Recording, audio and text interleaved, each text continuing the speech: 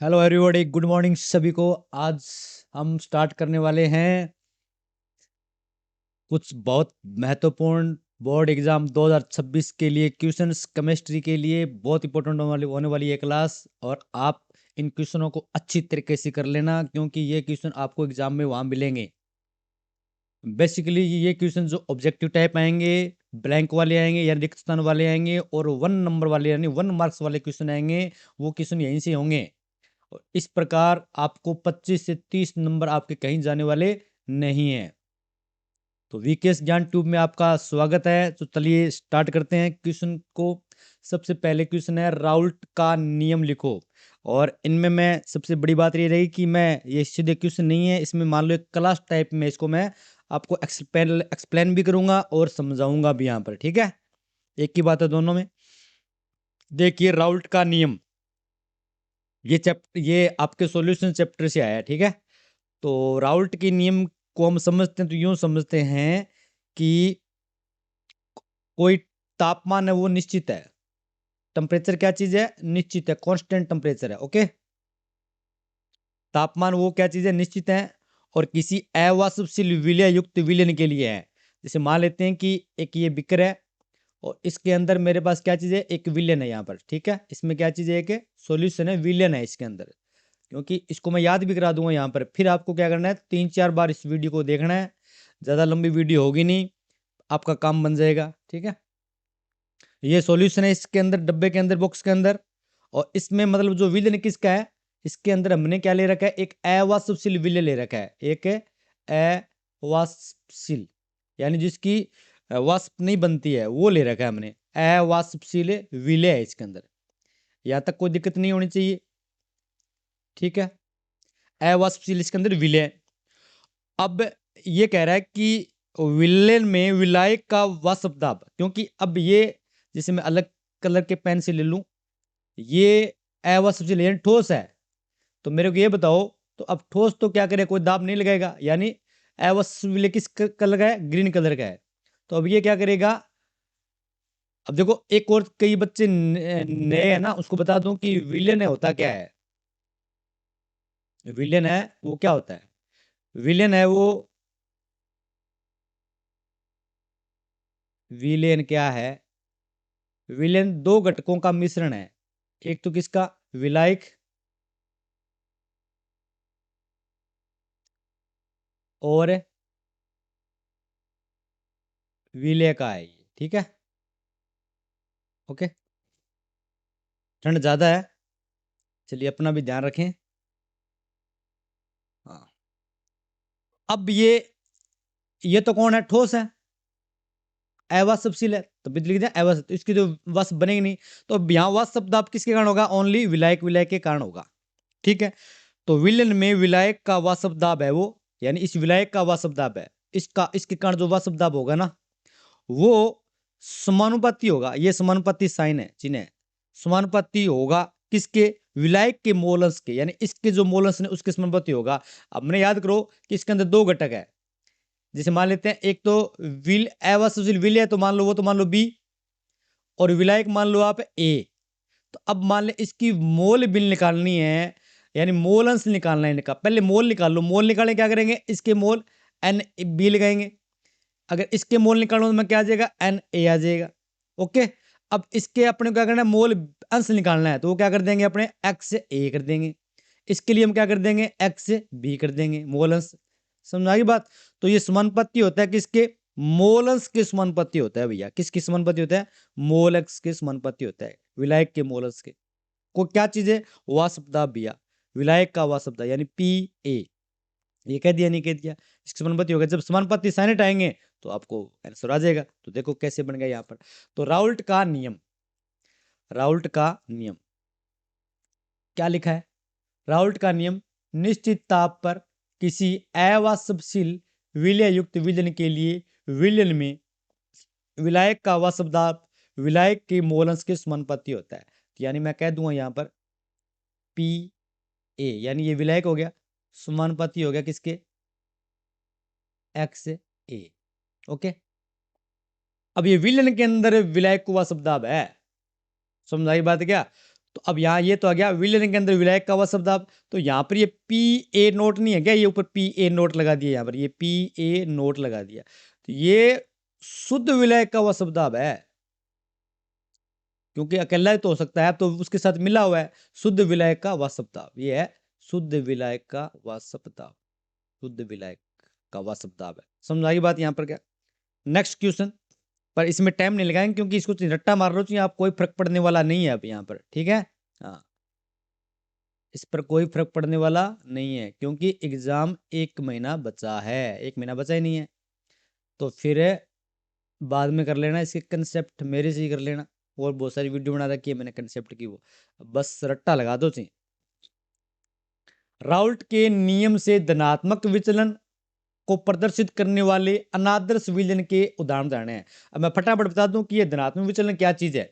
देखो, मान लेते हैं कि मैं, क्योंकि विलयन तो पता चल गया आपको क्या होता है, विलयन तो आप जानेंगे, विलायक और विलय होता है, यानी ए और बी का मिश्रण है। अब मेरी बात सुनो, यानी ए का कोई वाष्प दाब है, ए है ना, ए, उसका कोई वाष्प दाब मान लो, कुछ भी मान लो आप, जल मान लो आप, यानी ए का वाष्प दाब मान लो 100 डिग्री सेल्सियस है, बी मेरे पास कोई और चीज है, द्रव है, उसका वाष्प दाब 90 डिग्री सेल्सियस है यहाँ पर, ठीक है ना।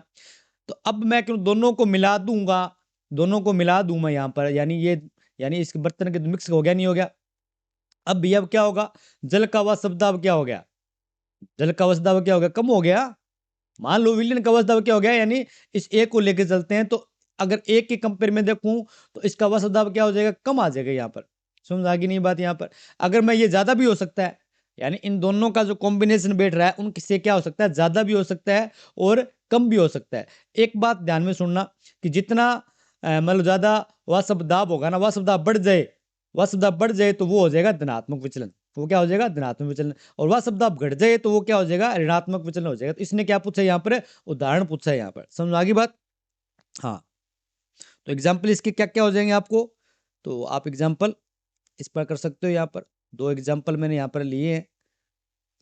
हाँ, तो पहला एग्जाम्पल है एथनॉल और एसीटोन, कार्बन डाइसल्फाइड और एसीटोन, 2 एग्जाम्पल आप अच्छी तरीके से रट्टा मार लेना इनका, एथनॉल और एसीटोन, कार्बन डाइसल्फाइड और एसीटोन, यानी एथनॉल भी द्रव है, एसीटोन भी द्रव है, इनको मिला दिया जाएगा तो ये विचलन क्या आ जाए, धनात्मक आ जाएगा। यानी पहले मान लेते हैं कि एथनॉल है वो 100 डिग्री सेल्सियस पे उबल रहा था ना, तो उसका फिर उससे ऊपर मतलब ज्यादा हो गया वाष्प दाब, क्या मान उसका वाष्प दाब क्या हो जाएगा, ज्यादा आ जाएगा, तो यानी क्वथनांक इसका कम हो गया, क्वथनांक कम हो गया तभी तो ज्यादा उबलेगा ना, ज्यादा वाष्प बनेंगे यहाँ पर, क्वथनांक इसका क्या हो गया, कम। समझ में आ गई बात यहाँ पर। और इसका वाष्प दाब क्या हो जाएगा, ज्यादा हो जाएगा। कार्बन डाइसल्फाइड और एसीटोन को मिलाने के बाद में क्या होगा, इसका वाष्प दाब बढ़ जाएगा और क्वथनांक क्या हो जाएगा, कम हो जाएगा। ये धनात्मक विचलन के उदाहरण, आप रट्टा लगा दो सीधा, कोई फर्क नहीं पड़ने वाला इस चीज से।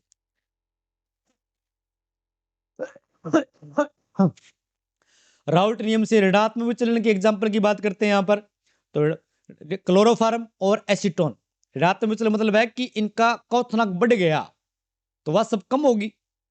भाई क्वथनांक बढ़ गया ना, मान लो पहले मान लेते हैं कि 100 डिग्री पर वाष्प बन रही है, भी कोई द्रव है इसकी 100 डिग्री पे वाष्प बन रही है, अब 100 उतनी वाष्प पे 200 डिग्री पे बनेगी, तो भाई 100 पर तो कम ही बढ़ेगी ना, तो कम ही बढ़ेगी तो वाष्प कम बनेगी तो वाष्प दाब कम होगा, तो इसको हम क्या बोलते हैं, ऋणात्मक विचलन बोलते हैं। एग्जाम्पल है क्लोरोफार्म, एसीटोन और जल और नाइट्रिक अम्ल, अच्छी तरीके से याद करते जाओ।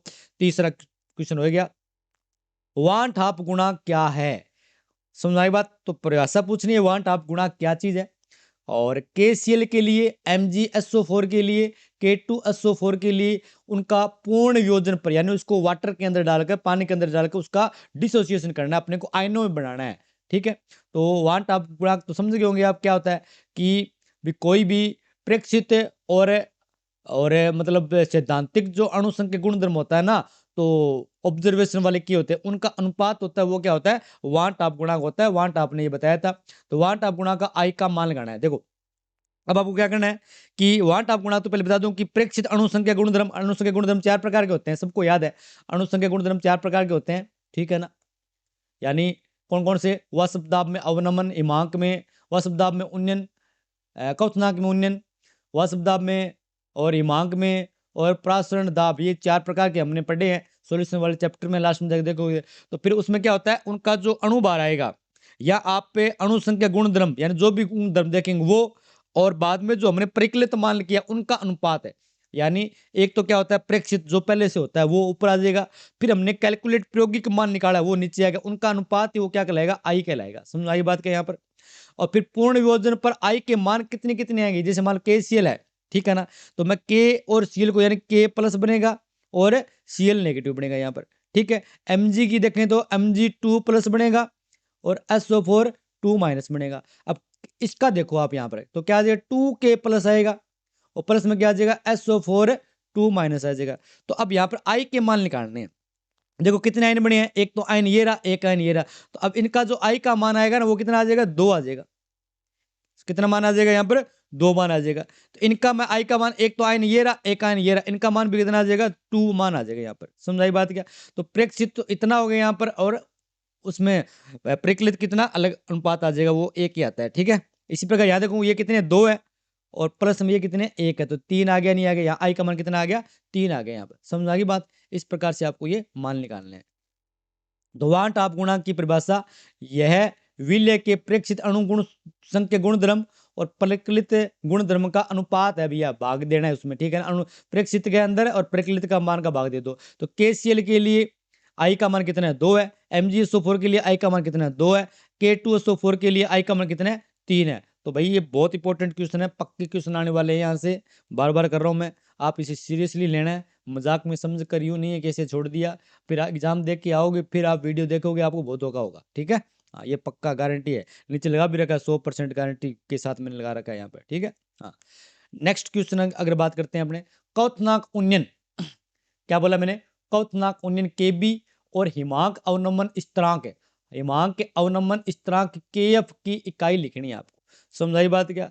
तो इसकी जो यूनिट है यानी इसका मात्रा है, मात्रक है, तो इसकी जो इकाई होगी वो आपको क्या इकाई मिलेगी यहाँ पर, यानी कि केल्विन केजी मोल इनवर्स, क्या हो जाएगा, केल्विन केजी मोल इनवर्स, यानी दोनों की इकाई आप सेम मान सकते हो यहाँ पर। तो के बी और के एफ की इकाई है केल्विन केजी मोल इनवर्स, ठीक है। छठा क्वेश्चन मोलरता और मोललता, मोलरता को हम क्या करेंगे, बड़े एम से दर्शाएंगे, मोललता को हम क्या करेंगे, छोटे एम से दर्शाएंगे, ठीक है। उनकी परिभाषा करनी है और इनकी इकाई लिखनी है। देखो मोलरता क्या होती है, बड़ा एम क्या होता है, यानी ये तो लेना है पर लीटर, और छोटा एम क्या लेना है, ये लेना है आप पर केजी में लेना है, आपको क्या लेना है, पर केजी में, ठीक है। तो यहाँ पर लीटर किसका लेंगे, विलियन का, यहाँ तो लेना है आपको पर लीटर विलियन का, और यहाँ पर केजी किसका लेना है, आपको विलायक का लेना है, बस इतना सा ध्यान रखना है। ऊपर आपको क्या लगा देना है, विलेय लगा देना, क्या लगा देना, विलेय। समझ आई बात। तो बस इतना सा आप इसको ध्यान में रखो। देखो सर ने क्या बताया ये सोच लेना, विलेय बट्टा विलियन का आयतन लीटर में, विलेय बट्टा विलायक का द्रव्यमान केजी में, बस हो गया भैया, सीधी सी बात यही है। समझ आई बात। देखो क्या है, तो मोलरता परिभाषा भी आ जाएगी, लेकिन मैंने यहाँ पर साथ साथ मोलरता एक लीटर विलयन में गुले विलय के मोलों की संख्या, कोई दिक्कत नहीं है, मोलरता कहलाती है।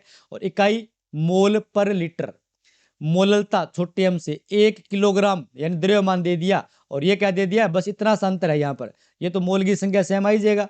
यहाँ पर क्या चीज है, 1 किलोग्राम विलायक में गुले विलय के मोलों की संख्या सेम ही है, ठीक है। इकाई देखेंगे तो ऊपर मोल सेम है, मोल सेम नीचे लीटर है, इसमें विलय मोलरता में इसमें क्या चीज है, केजी है। ओके कोई दिक्कत नहीं है ना यहाँ पर, तो करते जाओ।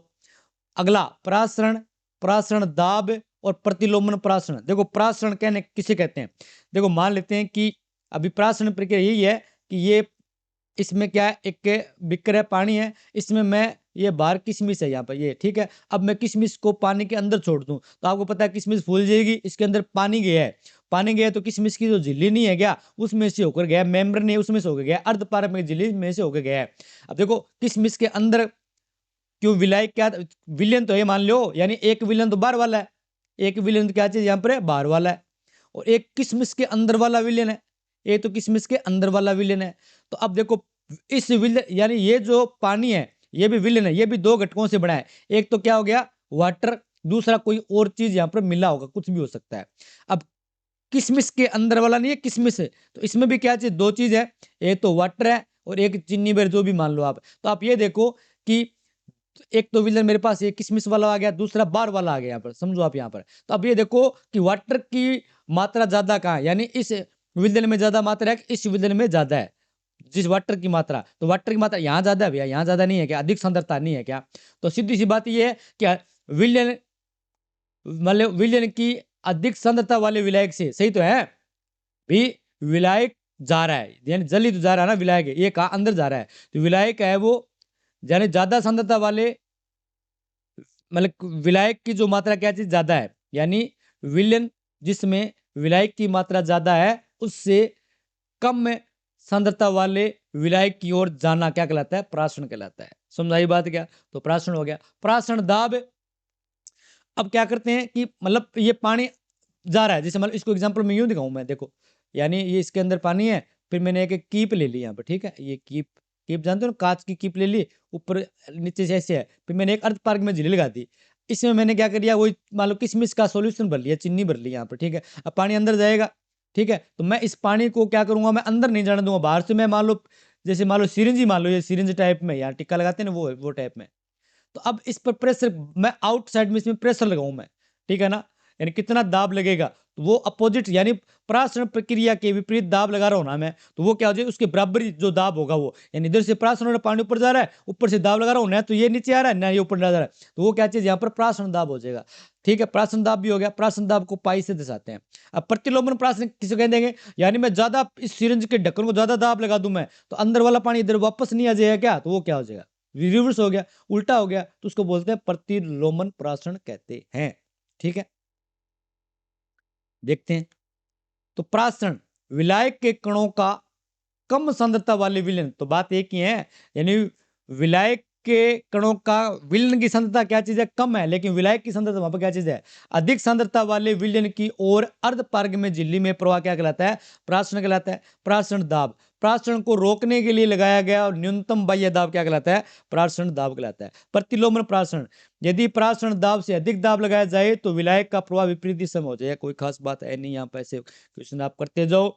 सामान्य ताप पर जल की मोलरता कितनी होती है, भैया मोलरता पूछी है, समझ आई बात क्या, मोलरता फॉर्मूला मैंने बता दिया, मोल पर लीटर, ठीक है ना, तो भैया देखो मोलरता पूछी है, तो पहली बात ये है कि मोल निकालने हैं आपको, देखो कैसे, 1 लीटर पानी का जो भार होता है ना वो 1000 ग्राम मान लो, कितना मान लो आप, 1000 ग्राम, 1 लीटर पानी का 1000 ग्राम मान लो। अब कभी भी आपको मोल निकालने होता है ना, मोल निकालने, मोल का सूत्र क्या होता है, दिया गया भार, दिया गया भार बट्टा में अणु भार, समझ आई बात क्या, तो दिया गया भार कितना है जल का, 1000 है भैया, कितना है, 1000 है, और अणु भार कितना है, 18 है, तो भैया 1000 में 18 का भाग देंगे नहीं, तो वो कितना आ जाएगा, 55.5 मोल आ गया, कितना आ गया, 55.5 मोल। अब मोलरता का सूत्र क्या होता है, तो मोल लगा दो फिर 55.5, और नीचे 1 लीटर है, तो भैया 55.55 mm आ गया, नहीं है कोई दिक्कत नहीं है, बढ़िया क्वेश्चन है, यहाँ पर बहुत बार आता है। नेक्स्ट क्वेश्चन, जब Zn2+ कॉपर 2+ आयनों की सांद्रता इकाई होती है, इलेक्ट्रोकेमिस्ट्री विद्युत रसायन से आ गया, ठीक है ना, तो इसका विद्युत विभव कितना हो जाएगा, भैया इनकी सांद्रता इकाई ले लेंगे, तो यानी इनकी सांद्रता हम क्या करें, एक टेबल बनाई हुई है अपने केमिस्ट्री के अंदर, उसमें बीच में जाएंगे तब चैप्टर के अंदर, उसमें सारे जितने भी जो आयन दे रखे हैं ना आपको, यानी जो कैल्शियम या फिर पोटेशियम, जितने कॉपर वगैरह सब दे रखे हैं, तो उनका मानक इलेक्ट्रोड वो दे रखा है, उनकी सांद्रता इकाई लेके की है। अगर हम सांद्रता कम ज्यादा करेंगे तो नैन सेट इक्वेशन लगानी पड़ेगी, तो यहाँ तो इसने क्या किया, इकाई सांद्रता ली है, तो इनका इकाई सांद्रता प्रमाण कितना हो जाएगा, 1.1 वोल्ट हो जाएगा। ई सेल पूछ रहा है, यहाँ पर क्या पूछ रहा है, ई सेल, समझ आ गई बात, ये ई सेल हो गया। या फिर क्या कहता है, मानक कंडीशन लगा देगा ना, रूम टेम्परेचर वगैरह, दाब, वायुमंडलीय दाब, एक ये स्टैंडर्ड कंडीशन लगा देंगे, तो वो क्या हो जाता है, ई नोट सेल आ गया, नोट मतलब मानक कंडीशन लगा दी, तो सबका क्या होता है, यानी 1.1 होगा यहाँ पर, समझ आ गई, 1.1 वोल्ट आ जाएगा आपका उत्तर, 1.1 डेनियल सेल के लिए चीजें हो जाएगी यहाँ पर। नेक्स्ट क्वेश्चन, मानक हाइड्रोजन इलेक्ट्रोड का विभव कितना होता है, भाई 0 होता है। मानक हाइड्रोजन यानी स्टैंडर्ड हाइड्रोजन इलेक्ट्रोड का विभव कितना होता है, 0, वैसा से माना गया है अन्य की हमें ज्ञात करने के लिए, ठीक है।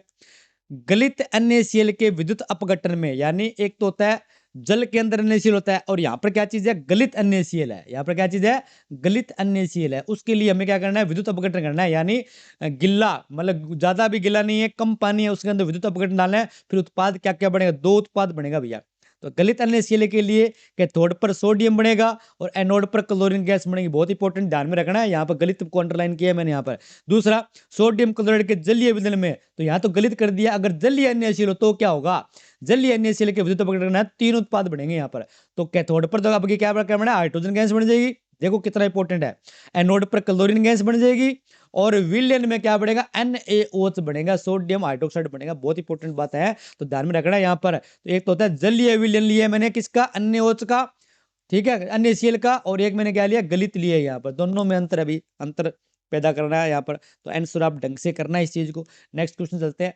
प्रतिरोध, प्रतिरोधकता यानी प्रतिरोधकता, विशिष्ट प्रतिरोध भी कहते हैं। चालकता, चालकता और मोलर चालकता का SI मात्रक लिखना है। समझाई बात क्या। तो अब आप बात करते हैं प्रतिरोध का मात्रक, सारे जानते हैं ओम होता है। प्रतिरोध का मात्रक क्या होता है, ओम। प्रतिरोधकता मात्रक ओम मीटर हो जाएगा। चालकता का मात्रक हो जाएगा सीमेन या फिर ओम इनवर्स कह सकते हो, ठीक है, चालकता का मात्रक। और चालकता का मात्रक क्या हो जाएगा, सीमेन मीटर इनवर्स। और मोलर चालकता का मात्रक हो जाएगा सीमेन मीटर स्क्वायर मोल इनवर्स हो जाएगा आपको, ठीक है। तो इस प्रकार से आप याद कर सकते हो। चालक रट्टा मारना भी सीधी सी बात ही है। प्रतिरोध का मात्रक ओम, प्रतिरोधकता का मात्रक, अभी इतना मैं कह रहा हूँ जिसको थोड़ा समझना है तो वो समझ के भी चलो, थोड़ा कंसेप्ट भी क्लियर करो कि बाई चांस आपका कंसेप्ट वगैरह कल इतना टाइम नहीं है ना आपके पास, तो कम से कम याद तो कर लो ना इसको। अब याद रट्टा कैसे मारने, तो वीडियो को आप 4-5 बार देखो, साथ में समझा रहा हूँ, और अपने आप याद हो जाएगी, ठीक है ना। हाँ, ईयरफोन लगा लो कान में, या वैसे ही फुल आवाज करके आप देखोगे तो एकदम आपका बढ़िया काम बन जाएगा। प्रतिरोधकता, और क्यों बन जाएगा, क्योंकि 25 से 30 नंबर आ रहे हैं। जो बच्चा ये सोच रहा है कि मेरे तो नंबर नहीं आएंगे, मुझे डर लग रहा है, 56 नंबर का आपका एग्जाम होगा, ठीक है ना। और इस एक वीडियो में आपको मान लेते हैं कि 25 नंबर आ रहे हैं, तो बहुत बड़ी बात नहीं होगी क्या। ये वीडियो आपको 25 नंबर दे के जाएगी, तो कुछ और भी तो आपने कर रखा है, उधर उधर देख के भी कुछ कर सकते हो। यहाँ पर है थोड़ा बहुत आपको तैयारी होगी तो 5 नंबर आप कैसे कैसे तो बढ़ाई लोगे, तो 30 नंबर आपके आगे नहीं आगे, यहाँ पर है 14 नंबर आपके यहाँ से भेजे जाएंगे। 30 नंबर का आपका प्रैक्टिकल होता है, समझ में आ गई बात यहाँ पर। तो कितने नंबर बन रहे हैं, जो बच्चा सोच रहा है कि मैं तो फेल हो जाऊंगा, अरे फेल नहीं होगा। प्रैक्टिकल में देखिए, बस एक वीडियो आपके लिए बहुत कुछ कर रही है यहाँ पर। 30 नहीं तो 25 मान लो ना, 5 नंबर आप उधर से कर लोगे, यानी 5 नंबर आप कर रहे हो तब ये 30 हो गए यहाँ पर, ठीक है। मैंने 25-30 बोला, 25 तो आपके आ ही जाएंगे अगर इसको अच्छे से करते हो, तो यहाँ पर पक्का आ जाएगा। तो अभी आ गया 4, और ये 3 और 3 कितने हो गए, 6, 6 एक 7, 74 नंबर नहीं आ रहे हैं क्या, ठीक है ना। इसी प्रकार मैं एक 2-4 वीडियो और बनाऊंगा, आप उसको भी कर लेना। तो इस प्रकार से आप करते जाओगे, यानी प्रत्येक वीडियो में 3-4 वीडियो बनाऊंगा मैं। मान लो मैं ये आगे वीडियो और बनाऊंगा, मान 3 वीडियो बना दी मैंने, ठीक है ना, ठीक है। तो अब मान लेते हैं कि प्रत्येक वीडियो को देख कर आप अच्छी रट्टा मारते हो, तो 20-20 नंबर तो आप क्या कर सकते हो, 20 मार्क उधर से लेके आओगे, 20 मार्क उधर से लेके आओगे, तो सब में मिला जुला हम करेंगे, तो भैया सीधी सी बात 20 और दोनों को तीनों को मिलाकर 20 मार्क दोनों वीडियो में से आपको आ जाएंगे। 40 नंबर आपके कहने जाएंगे। जब 40 नंबर आपके इसके साथ ऐड होते हैं, यानी 40 नंबर आपके यानी 14 के साथ और 30 के साथ ऐड होते हैं, तो ये आ गया 4, और 4-4 कितने हो गए, 8, 84 नंबर हो गया, नहीं हो गया, समझ आई बात क्या। तो 84 नंबर तो बहुत होते हैं, जो ये सोच रहा था कि मैं फेल आ जाऊंगा। और रही बात जो बच्चे इंटेलिजेंट है, जो उनकी तैयारी ठीक ठाक है, यानी वो फेल होने की नहीं सोच रहे, वो सोच रहे हैं कि मेरे नंबर ज़्यादा बढ़िया बने, वो अगर ये वीडियो देखें या ना देखें तो भी वो उनके 60-70 नंबर आ रहे हैं, भैया वो तो 100 में 100 ला सकता है। अच्छी तरीके से देखो इन चीज़ों को, ठीक है ना। क्यों, क्योंकि ये मैंने जो क्वेश्चन बनाए यहाँ पर, इस प्रकार क्वेश्चन बनाए हैं कि जो आपको आ रहे हैं, जो एग्जाम में आएंगे। अब यूँ नहीं है कि ये तो आए नहीं, तो नहीं आए तो आपके वो सही होंगे, ये मेरी पक्की गारंटी है। समझाई बात क्या। मान लो वीडियो में एक आधा क्वेश्चन रह गया, तो वो वहाँ आपका सही हो जाएगा। ये आपका, तो मेरा मेन मकसद आपका बोर्ड एग्जाम में वहाँ आपके क्वेश्चन सही होना चाहिए। समझ में आई बात क्या। मैं कह रहा हूँ कि मेरे तो सारे क्वेश्चन नहीं आए चाहिए, बना रहा हूँ वीडियो, पर आपके सारे क्वेश्चन हो जाए, सरल सरल आ जाए, इजी इजी आ जाए। समझ में आई बात क्या। जैसे क्वेश्चन ये आ जाए कि डी ब्लॉक वाला चैप्टर का नाम लिखो, कौन सा चैप्टर है, कोऑर्डिनेशन वाला चैप्टर कौन सा, ये तो मैंने क्वेश्चन एक नहीं बनाया, ये आज जो चाहिए सारे बच्चों के सही हो जाएंगे यहाँ पर, ठीक है ना। तो हम तो चाहते हैं कि आपके नंबर बढ़िया आए, चाहे वो कैसे आ जाए, ठीक है ना। तो ये अब मान लो कि पेपर अगर ये नहीं आते तो आपके पर्सन सारे, तो कहने का मतलब है कि आप इस वीडियो को देखने से आपके नंबर 30 से 20, 25 से 30 नंबर आपके एग्जाम में पक्का आएंगे, नंबर मार्क्स पक्का आएंगे आपके, ये गारंटी है अपनी, जो देख रहा है वो। समझ में आ गई बात। हाँ हाँ। तो प्रतिरोध का मात्रा क्या हो जाएगा, ओम। प्रतिरोधकता का मात्रा क्या हो जाएगा, ओम मीटर। ध्यान से देखो। चालकता, चालकता और चालकता में अंतर है, तो इसका मात्रक हो जाए सीमेन या ओम इनवर्स लगा देना आप। समझाई बात क्या, कोई दिक्कत है। चालकता का मात्रक हो जाएगा सीमेन मीटर इनवर्स हो जाएगा। चालकता का मात्रक क्या हो जाएगा, सीमेन मीटर इनवर्स हो जाएगा यहाँ पर। मोलर चालकता का मात्रक हो जाएगा सीमेन मीटर स्क्वायर मोल इनवर्स हो जाएगा यहाँ पर। समझाई बात क्या, सीमेन मीटर स्क्वायर और ओम इनवर्स हो जाएगा। अब यहाँ पर देखो इसका सिंबल क्या होता है, आर। प्रतिरोधकता का हम सिंबल क्या लगाते हैं, रो लगाते हैं। समझ आ गई बात यहाँ पर। और चालकताओं को हम सी से दर्शाते हैं और इसको हम दिखा देते हैं, चालकता को कैप्पा से दिखा देते हैं। समझाई बात क्या? अब ये क्या कर रहा है, ओम मीटर बता रहा है, तो अब रो का मात्रक क्या हो जाएगा, आर एल हो गया। समझाई बात? इसका मतलब ये किसके इक्वल हो जाएगा, 1/,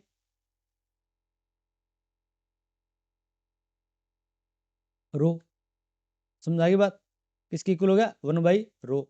और ये किसकी इक्वल हो जाएगा, ये ना C/L। समझाई बात? इस प्रकार आप कर सकते हो यहाँ पर, ठीक है। तो इन मात्रकों को आप अच्छी तरीके से याद करना है। समझाई बात? हाँ, नेक्स्ट क्वेश्चन। शून्य, प्रथम, द्वितीयक, तृतीयक कोटि की जो अभिक्रिया है उनके लिए हमें क्या करना है, इनके यूनिट लिखनी है, ठीक है। देखो, शून्य कोटि, प्रथम कोटि, द्वितीय कोटि अभिक्रिया वेग और वेग स्थिरांक की आपको क्या करना है, इकाई लिखनी है। देखो, अभिक्रिया वेग मतलब दर, दर को लिखना है, इसका लिखना है, इसका लिखना है। तो वो क्या होता है, सांद्रता बट्टा में समय होता है। चाहे वो प्रथम कोटि हो, चाहे द्वितीय कोटि हो, कोशी कोटि हो, सांद्रता बट्टा में समय होता है। यहाँ पर कोई इसमें बदलाव नहीं आने वाला होता है। अब सांद्रता यहाँ पर क्या ले लेंगे, मोलरता ले लेंगे। सांद्रता भी तो अलग ले लेंगे, मोलरता ले लेंगे। मोलरता क्या होता है, मोल बट्टा में लीटर। और समय क्या होता है, टाइम। समझाई बात है, समय क्या होता है, टाइम। तो भैया इसका तो सूत्र क्या आ जाएगा हमारे पास, अभिक्रिया वेग का, इसका आ जाएगा मोल लीटर इनवर्स और टाइम इनवर्स आ जाएगा। समझ की बात क्या? तो लिख सकते हो मोल लीटर इनवर्स और सेकंड इनवर्स कर सकते हो, ये रहेगा हमेशा। समझ आई बात क्या?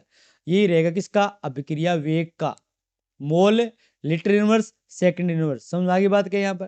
तो यानी मैं इसको इस प्रकार से लिख दूं, क्या आ जाएगा इसका, मोल लीटर इनवर्स और सेकंड इनवर्स रहेगा। ये मैंने बता दिया कैसे आया यहाँ पर। अब बात करते हैं वेग स्थिरांक के की बात करते हैं। इसमें आपको थोड़ा ध्यान रखना है, एक फॉर्मूला सूत्र बता रहा हूं मैं यहाँ पर कैसे करना है। यानी दर तो क्या है, आर से दर्शाते हैं, वेग स्थिरांक के से दर्शाते हैं। अगर आपको इसकी इकाई लिखनी है, आपको क्या करना है, इसकी आपको इकाई लिखनी है। तो इकाई लिखोगे तो आपको एक चीज ये करनी पड़ेगी यहाँ पर है कि आपको एक फॉर्मूला बता रहा हूं मैं यहाँ पर, क्योंकि ये सूत्र तो आप मान लेना कि मोल, ठीक है, मोल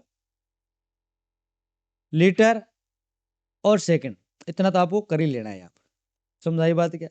अब मान लेते हैं कि हमें मतलब इसकी प्रथम कोटि द्वितीय कोटि इनकी हमें क्या करना है, इकाई लिखनी है। तो 1 - n लगाना है, 1 - n लगा दिया, n-1 और इसके ऊपर इनवर्स ही लगा देना है। ये याद रखो आप, बहुत इंपॉर्टेंट बात रही मैंने यहाँ पर।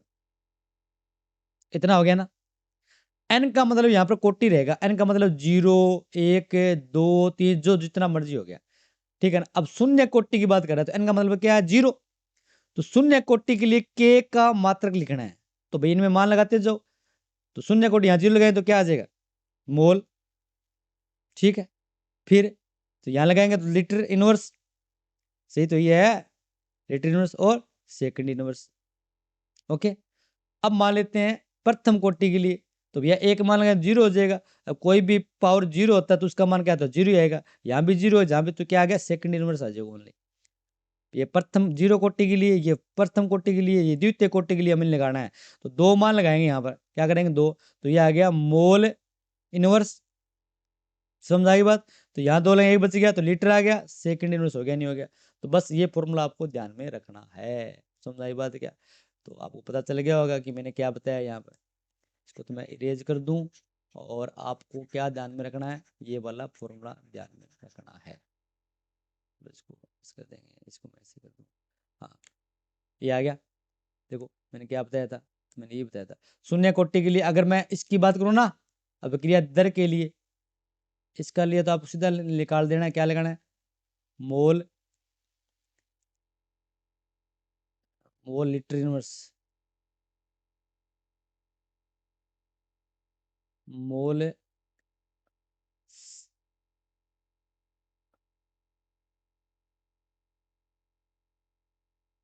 लीटर इनवर्स सेकंड इनवर्स, ये हमेशा रहेगा किसके लिए, अभिक्रिया दर के लिए।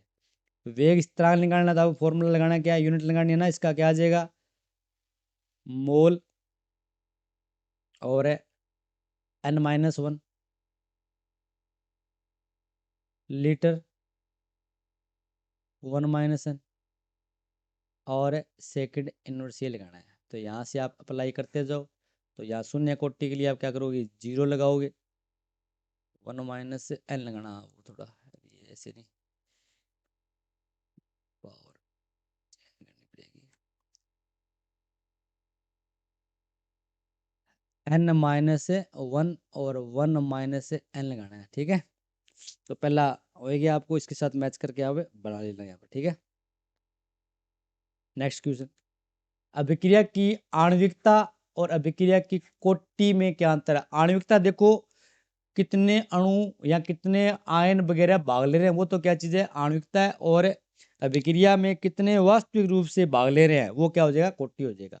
आणविकता, अभिक्रिया में भाग लेने वाले या टकराने वाले स्पीशीज की संख्या, ये हमेशा पूर्णांक होगा, 1 टकराएगा, 2 टकराएगा, 3 टकराएगा। कोटि, कोटि क्या होती है, यानी वास्तविक सच में कितने टकर गए। मान लो लड़ाई हो रही है, 100 जनों की लड़ाई हो रही है, तो मतलब 100 युद्ध होते थे, तो युद्ध थोड़ी अगले अगले लड़ते थे, सारे थोड़ी लड़ते थे, बीच वाले बाद में लड़ते थे। तो कहना मतलब यानी एक ही टाइम पर कितनों की टक्कर हो रही है, वो तो क्या हो जाएगी, कोटि। और उसमें भाग लेने वाले, जैसे मान लेते हैं कि यूं सोचो कि फुटबॉल का जो मैच है उसके अंदर 11-11 प्लेयर या जितने भी प्लेयर भाग ले रहे हैं, तो क्या एक फुटबॉल के साथ वो सारे सारे भाग थोड़ी लेंगे, एक के साथ तो 2 ही जने भाग लेंगे यहाँ पर। तो उनकी आणविकता तो कितनी है, 11 है, और कोटि कितनी है, 2 है, यूं मान के चल लो आप यहाँ पर। समझ आई बात क्या, तो बाकी तो पीछे वगैरह खड़े रहते हैं, लेकिन उनका समय आने के बाद वो भी काम करते हैं। तो बस यही चीजें हैं बस कोटि और आणविकता में। प्रायोगिक कोटि, प्रायोगिक मान है पूर्णांक, भिन्नांक, 2, 1.5, आधा वगैरह कुछ नहीं भी हो सकती है कोटि है वो, ठीक है। इसी प्रकार प्राथमिक अभिक्रिया और जटिल अभिक्रिया, तो प्राथमिक अभिक्रिया क्या आती है, एक स्टेप में पूरी हो जाएगी, और जटिल अभिक्रिया क्या करेगी, कई स्टेप में कंप्लीट होगी। प्राथमिक अभिक्रिया जो एक पद में पूर्ण होती है, एक ही स्टेप में पूरी हो जाएगी भैया। और जटिल अभिक्रिया क्या करेगी, एक से ज्यादा स्टेप में पूरी, कोई पद धीरे होगा, कोई तेज होगा, कोई उससे तेज होगा, वो जटिल अभिक्रिया हो जाएगी। अभी एक न्यूमेरिकल टाइप में है, बहुत बढ़िया, A+B, यानी एक अभिक्रिया A+B उत्पाद के लिए, यानी ये उत्पाद है, उसके लिए वेग नियम ये है, यानी सांद्रता के पदों में लिखा है R=K⁴ और इसका 2 है। तो भैया कोटि पूछे ना, सांद्रता के ऊपर लगाई गई जो घात है ना, तो वही क्या कहलाती है, कोटि कहलाती है। इन दोनों को जोड़ना है, तो कुल कोटि पूछ कितने हो जाएगी यहाँ पर, 2 और आधा कितना हो गया, 2.5 हो गया कोटि। तो अभिक्रिया कोटि कितनी है, 2.5 है, ठीक है। तो कोटि कितनी है, 1.5 + 2 2.5 हो गया, 5/2 कह सकते हो आप यहाँ पर।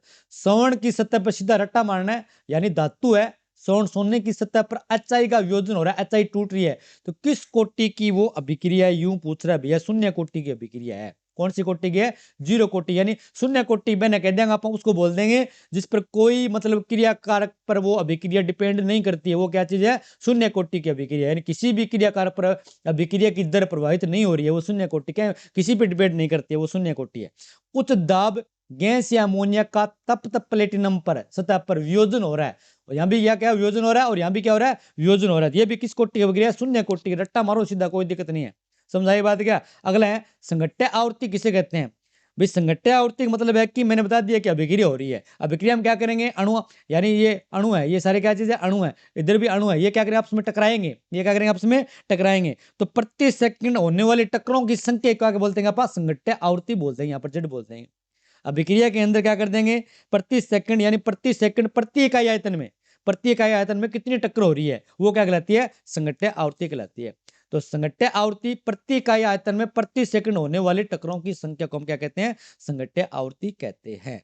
समझ आ गई बात यहाँ पर क्या, इसको आप स्क्रीनशॉट ले सकते हो, आप लिख सकते हो, बस मैं कह रहा हूँ बारी बारी इसको करते जाओ, आपको अच्छी तरीके से याद हो जाएगा। आगे बहुत इंपॉर्टेंट क्वेश्चन वाले हैं, और भी इंपॉर्टेंट क्वेश्चन आने वाले हैं, यहाँ देखो, सल्फ्यूरिक अम्ल के उत्पादन में SO2 के ऑक्सीकरण को कौन उत्प्रेरित करता है, भैया सल्फ्यूरिक अम्ल बनाएंगे और वहां हम SO2 का हमें क्या करना है, ऑक्सीकरण करता है, अभिक्रिया में क्या करना है, ऑक्सीकरण करना है, तो उसके उत्पादन को उत्प्रेरित कौन करता है भैया, वेनेडियम है, पेंटा ऑक्साइड करता है। कौन करता है? वेनेडियम पेंटा ऑक्साइड V2O5 करता है। पॉलीएथीन पॉलीएथीन के उत्पादन में महत्वपूर्ण उत्प्रेरक पूछा है कौन है, तो उसके लिए भाई जिगलर नाटा उत्प्रेरक है। कौन सा है? जिगलर नाटा उत्प्रेरक है वो। यानी होता क्या चीज है? TiCl4 और C2H5 की थ्राइस Al का मिश्रण है यहाँ पर। समझाई बात? यानी टाइटेनियम टेट्राक्लोराइड और ट्राई मेथिल एल्यूमिनियम का से ट्राई एथिल एल्यूमिनियम का मिश्रण है। यहां से देख लो, समझाई बात का? रट्टा मार दो TiCl4, यानी आप जिगलर नाटा उत्प्रेरक भी कर दो और ये TiCl4, या आपको ये ऑब्जेक्टिव टाइप में क्वेश्चन पूछ लेगा ना, तो वही क्या चीज एक टाइप का ये एथिन पॉलीएथिन के निर्माण में काम आता है। अब प्रविधि में N2H2 मिश्रण से अमोनिया बनाना है। प्रविधि में क्या करेगा? ये N2 और प्लस में H2 मिलकर क्या करेगा? NH3 बनाएगा, अमोनिया बनाएगा। उसके लिए कौन सा उत्प्रेरक काम आएगा? तो सूक्ष्म विभाजित लोहा और वर्धक के रूप में मोलिब्डेनम काम आता है। सूक्ष्म विभाजित लोहा फिर से और वर्धक, यानी अभिक्रिया की दर बढ़ जाए ताकि अभिक्रिया तेजी से हो, तो वर्धक के रूप में मोलिब्डेनम काम आता है। समझाई बात क्या? तेल या वसा के हाइड्रोजन में, यानी तेल के साथ या वसा के साथ H2 की क्रिया करानी है। किसकी क्रिया करानी है? H2 की। तो उसके अंदर जुड़ेगा वो, यानी तेल और वसा क्या होते हैं? असंतृप्त यौगिक होते हैं इस प्रकार से। और इसके साथ हमें ये बॉन्ड तोड़ेगा, यहाँ हाइड्रोजन जुड़ेगा, यहाँ हाइड्रोजन जुड़ेगा। तो इस अभिक्रिया को कराने के लिए तीर के निशान के ऊपर एक उत्प्रेरक लेते हैं, तो वो उत्प्रेरक का नाम क्या हो जाएगा? उसका नाम यहाँ पर पूछा है सूक्ष्म विभाजित निकल। अब एक शब्द आ रहा है सूक्ष्म विभाजित, क्या चीज है भाई? सूक्ष्म विभाजित देखो, एक तो मान लेते हैं कि ये लो की रोड है, ठीक है, ये क्या चीज है? लो की रोड है। अब मैं क्या करूं? इस लो की रोड का मैं बुरादा कर दूं, मैं पीस दूं, इसको मैं चूर्ण बना दूं। मैं समझ बात क्या? ये मैंने क्या लिया कि पहला ले लिया, इसमें मैंने क्या कर दिया? ये लोहे का बुरादा है, तो ये सूक्ष्म विभाजित धातु ही है भैया, सीधी सी बात यही है। बुरादा चूर्ण के रूप में हो गया, नहीं हो गया? समझाई बात क्या? तो सूक्ष्म विभाजित है निकल उत्प्रेरक अपना के में काम ले लेंगे, तेल वसा के हाइड्रोजन में काम में ले लेंगे। यहाँ पर कोई दिक्कत नहीं है यहाँ पर। इसी प्रकार एथाइन के ऑक्सीकरण से एथेन बनाना है। एथाइन के ऑक्सीकरण में क्या करना? हमें एथेन बनाना है। समझाई बात क्या?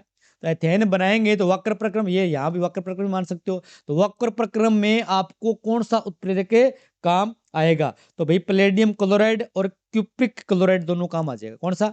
पैलेडियम क्लोराइड PdCl2 और क्यूप्रिक क्लोराइड CuCl2 दोनों काम आ जाएगा एथाइन के ऑक्सीकरण में। रट्टा मारो भैया अच्छी तरीके से, समझा भी दिया मैंने यहाँ पर, याद करो। रट्टा मारना मतलब याद कर लो इनको। पैलेडियम क्लोराइड और क्यूप्रिक क्लोराइड दोनों यहाँ पर एथाइन के ऑक्सीकरण से एथेनॉल बनाने में वक्र प्रक्रम में काम आ जाएगा। एल्काइनो मतलब C∧C तथा अन्य कोई कार्बनिक यौगिक या बेंजीन को बहुलीकरण करना है। हमें क्या करना है? बहुलीकरण में आपको क्या काम लेना पड़ेगा?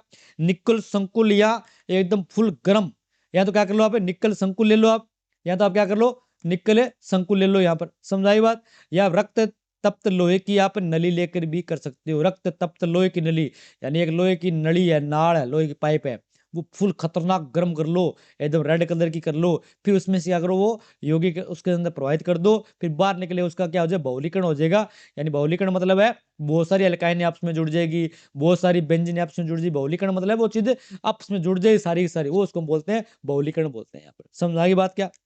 नेक्स्ट क्वेश्चन, निम्न संकुल यौगिकों FeCN6 की ऊपर मान लो। अब देखो मैंने एक बात बता दूं, मैं FeCN ये 6 लगा दिया, ऊपर मैंने 3 माइनस लगा। इसका मतलब है कि ये नेगेटिव संकुल यहां पर मान लेते हैं K3 लगा दूंगा ना, तो ये हट जाएगा। समझाई बात क्या?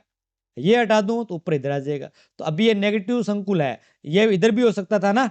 जैसे मान लेते हैं कि मैं इस प्रकार को यूं लिखूं FeCN6 है, अब मैंने यहाँ पर 2+ कर दिया। इसका मतलब है कि यहाँ जैसे मैं Cl2 लगा दूं तो अब ये हट जाएगा यहाँ पर, तो ये धनात्मक संकुल हो गया और ये ऋणात्मक संकुल भाग हो गया यहाँ पर, क्योंकि इसमें प्रत्यायन क्या है? पॉजिटिव भाग है, इसमें प्रत्यायन क्या चीज है? नेगेटिव भाग है। अब ये जो बड़े बॉक्स में लिखा जाता है ना, उसको हम बोलते हैं समन्वय मंडल बोलते हैं। इसको हम क्या बोलते हैं? समन्वय मंडल बोलते हैं। ये धातु आयन हो जाएगा, ये क्या चीज? धातु आयन है। और ये इसके साथ जुड़ी हुई है ना ब्रैकेट में जितने भी नंबर जुड़े हुए हैं, ये लिगेंड है। ये क्या चीज है? लिगेंड है। तो लिगेंड कितनी जुड़ी है? 6 जुड़ी है। जितनी लिगेंड जुड़ी होती है उतनी ही उसकी क्या होती है? समन्वय संख्या होती है। उतनी क्या होती है? समन्वय संख्या होती है। अगर आपको ऑक्सीकरण निकालना होता है तो आपको लिगेंड का ऑक्सीकरण पता होना चाहिए आपको। जैसे मान लेते हैं कि मैं ये एग्जांपल लेके आपको करा रहा हूं, यहाँ पर एक एग्जांपल करा दूं, फिर बाद में सारे कुछ यहाँ पर क्वेश्चन ऐसे आने वाले हैं। जैसे CN6 करा दिया ऊपर मैंने 3 माइनस लगा दिया। देखो टोटल जो ऑक्सीकरण होता है वो 0 होता है, ठीक है ना। अभी देखो Fe का तो हमें निकालना है, x लगा दिया। साइनाइड का कितना होता है, 6 साइनाइड है, ये प्लस लगाना पड़ेगा, ठीक है। 6 साइनाइड है, एक साइनाइड का होता है कितना, -1 होता है भैया, समझ आई बात क्या। बराबर ये अगर यहाँ 0 होता है 0 लगाते, पर यहाँ पर क्या है -3 है, पहले से -3 लगा दिया मैंने यहाँ पर। अब x से तो ये इसको गुणा करें तो -6 नहीं आ गया, बराबर कितना आ गया, -3 आ गया। अब x से ये इधर जाएगा तो प्लस में हो जाएगा, और ये माइनस गया तो प्लस, यहाँ पर कितना आ जाएगा, +3 आ गया, नहीं आ गया। तो इस Fe का जो ऑक्सीकरण कितना आ गया यहाँ पर है, +3 आ गया, यूं निकालना है, समझ आई बात। समन्वय संख्या देखेंगे, लिगेंड की संख्या देख लो कितनी है, तो समन्वय संख्या कितनी हो जाएगी, 6 जी, 6 लिगेंड जुड़ी तो समन्वय संख्या भी कितनी हो जाएगी, 6 हो जाएगी यहाँ पर, समझ आई बात क्या। तो लो इन क्वेश्चनों को भी कर लेते हैं यहाँ पर। तो संकुल यौगिक सारा दे दिया, केंद्रीय धातु है, में क्या चीज है, Fe है, Fe है अंदर कॉपर है, अंदर Pt है। तो इसके अंदर हमने समन्वय संख्या देखो, ऑक्सीजन निकाली, हमने क्या कहते हैं, +3 निकाल दी। इसके अंदर आप निकालना +2 आ जाएगा। इसके अंदर अमोनिया का 0 होता है, इसका तो इसका 0 होता है, 4 लगाएंगे तो +2 ही आ जाएगा। Cl का कितना, तो -2 होता है, इसका कितना आ जाएगा, +2 आ जाएगा। समन्वय संख्या लिगेंड देख लो कितनी जुड़ी है भैया, 6 लिगेंड जुड़ी है, 6 लिगेंड जुड़ी है, 4 लिगेंड जुड़ी है, 4 लिगेंड जुड़ी है, तो वो क्या हो जाएगी, समन्वय संख्या हो जाएगी यहाँ पर। नेक्स्ट क्वेश्चन, इनमें से कौन सा रंगीन या रंगहीन है। मेरी बात सुनो यहाँ पर, मैं इसकी बात कर रहा हूँ यहाँ पे, एक की बात कर लो यहाँ पर, ठीक है। देखो वापस मैं लिख दूं इसको, Fe साइनाइड 6 हो गया, नहीं हो गया, तो Fe के ऊपर चार्ज कितना आ गया, +3 आ गया। अब आपको Fe कितने नंबर पर आता है, 26 नंबर पर आता है। अब इसको इलेक्ट्रॉनिक विन्यास आपको लिखना आना चाहिए, समझाई बात क्या। क्योंकि मैं लास्ट का लिखता हूँ, लास्ट का डी ब्लॉक का लिख दूं मैं, 3D6 4s2 होता है, समझाई बात क्या। लास्ट कोर्स का ये होता है इनका। अब मैंने क्या किया है, अब मैंने ये बॉक्स बना लिया, ठीक है। डी में 5 कक्षक होते हैं, ध्यान से देखो इस क्वेश्चन को, बहुत बार आता है क्वेश्चन, 1 2, ये हो गया। अब इसमें कितने इलेक्ट्रॉन है, डी में 6 इलेक्ट्रॉन है, एक एक मैंने यहाँ पर इस प्रकार से भर दिया, ओके। ये हो गया, कितने हो गए, 5 1 6 भर दिया। फिर मैंने 2 इसके अंदर मैंने कर दिए, ये मैंने कर दिए यहाँ पर, इस प्रकार से यहाँ पर कर दिए, समझाई बात क्या यहाँ पर। तो अब आपको ये देखना है यहाँ पर है कि हाँ, तो अब क्या करना है कि Fe3 है, तो 2 इलेक्ट्रॉन ये चले जाएंगे, एक इलेक्ट्रॉन ये चला जाएगा, तो भैया 1 2 3 4 5 इसके अंदर अयुग्मित इलेक्ट्रॉन नहीं बच गए क्या यहाँ पर, समझाई बात क्या। अभी आप इस वाले को देखो, यहाँ पर इस वाले को देखो, प्लेटिनम की हम बात करते हैं, तो प्लेटिनम की अब देखेंगे ना, तो उसमें अयुग्मित इलेक्ट्रॉन आपको नहीं मिलेंगे। तो कहने का मतलब यही है कि जहां पर आपको अयुग्मित इलेक्ट्रॉन मिल जाएंगे ना, तो वो तो क्या हो जाएगा, वो तो हो जाएगा आपका अयुग्मित इलेक्ट्रॉन, तो वो हो जाएगा रंगीन, एनुअल टर्म बड़ा क्या हो जाएगा आपका, रंगीन हो जाएगा।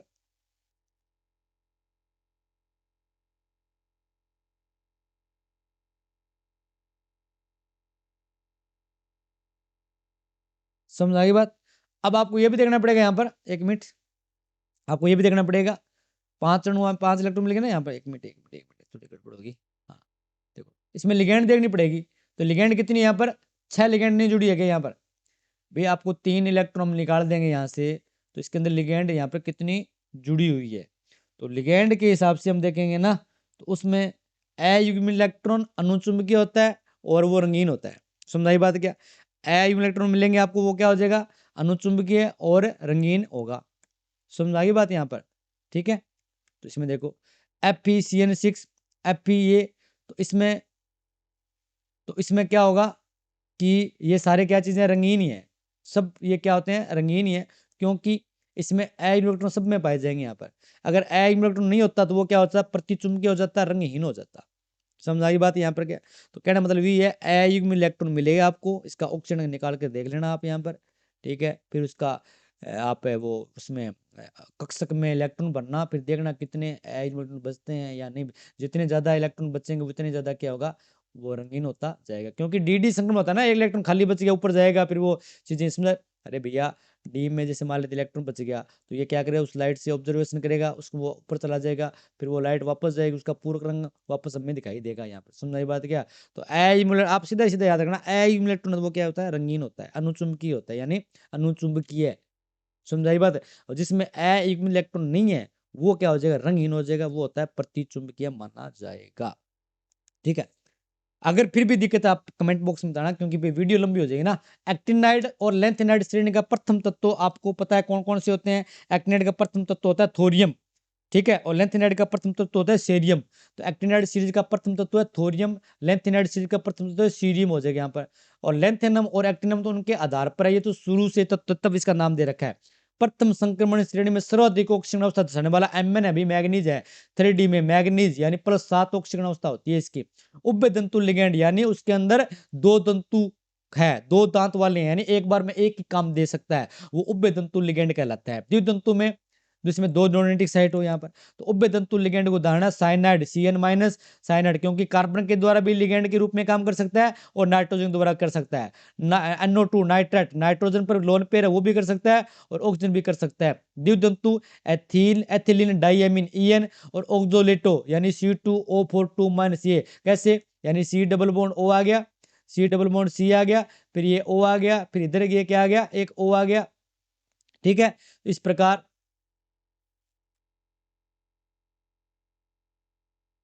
एक ऑक्सीजन और आ जाएगा यहाँ पर, एक ऑक्सीजन यहाँ पर, ये आ जाएगा यहाँ पर। समझाई बात क्या, इस प्रकार से एक चार्ज ये हो गया, इस प्रकार से एक चार्ज ये भी यहाँ से इस प्रकार से किसी के साथ जुड़ सकते हैं यहाँ पर, तो ये क्या हो जाएगा यहाँ पर ऑक्सोलेटो। ऑक्सोलेटो बोले तो यहाँ पर ये एक द्विदंतु लिगेंड को उदाहरण है यहाँ पर। समझ आ गई बात यहाँ पर, यहाँ कोई दिक्कत है? या इसको यूं बना सकते हो, C single bond C double bond आप ओ कर दो, यहाँ पर डबल बॉन्ड ओ कर दो, इसकी वैलेंसी होगी, ये ऑक्सीजन आ गया, ये ऑक्सीजन, इस पर आप एक एक चार लगा दो, यूं कर देना। समझ आई बात यहाँ पे? इस प्रकार ये आपका एग्जाम्पल हो जाएगा।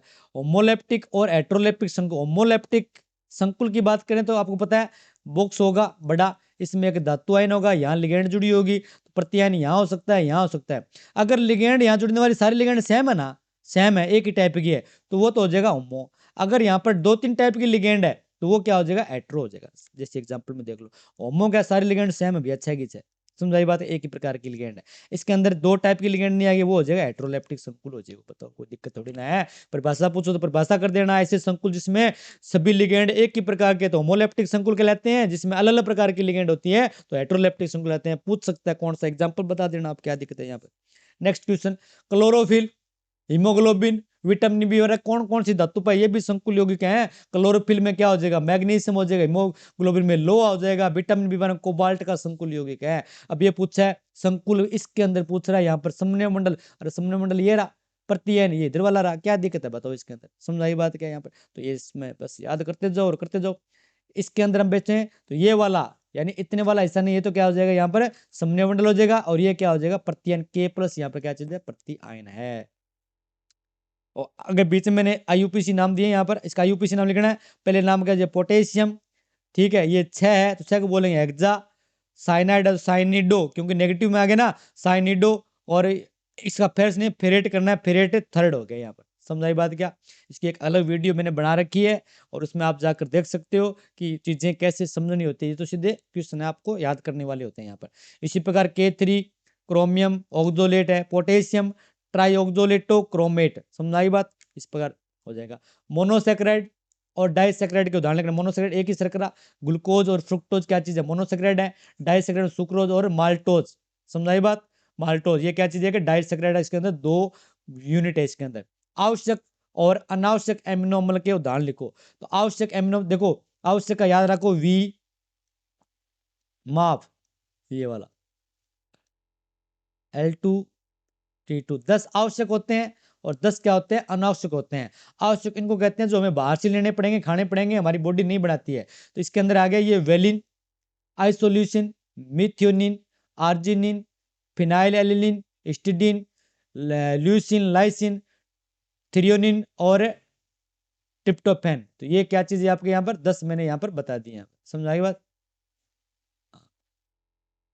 ओके, अनावश्यक ग्लाइस बाकी बच गई, वो क्या हो जाए ग्लाइस, बाकी क्या अनावश्यक हो जाए यहाँ पर।